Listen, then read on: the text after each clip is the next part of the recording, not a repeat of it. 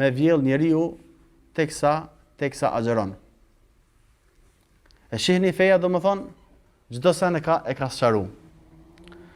An Abi Hurairah radhiyallahu anhu anna Rasulullah sallallahu alaihi wasallam qal man dhara'ahu al-qay'u fala qada'a alayhi wa man istaqa'a falyaqdi. Personin që e mund të vjellurit, për të do më thonë nuk ka kompenzim. Ndërsa ai që e shkakton të vjellurit, ai duhet ta kompenzoj atë ditë. Pra, nëse dikujt i vjen me vjell, me çit do më thonë nga barku i tij, çka ka?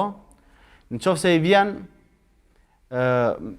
pa dëshirë, vetë i ka ardhur, atëherë ky person sipas këtij hadithi nuk duhet me kompenzua ditë. Vazhdon agjeron dhe nuk e kompenzon.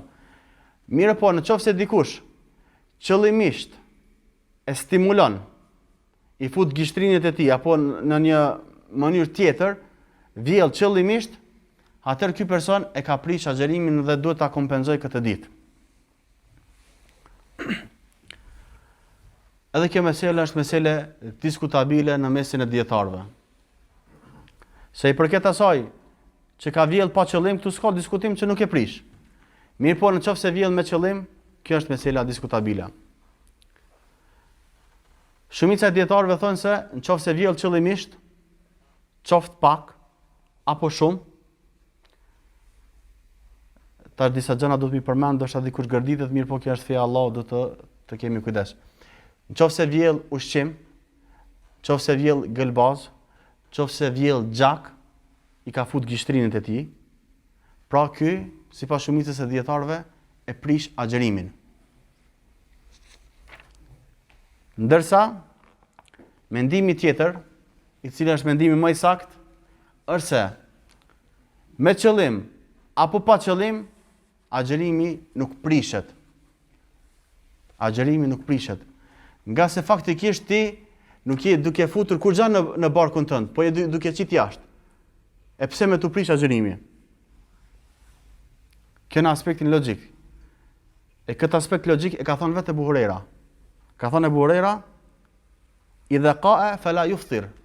Nëse vjell, ka thënë nuk e prish agjerimin, nga se ka thënë ai po nxjerr diçka jashtë, nuk po shtin mrena.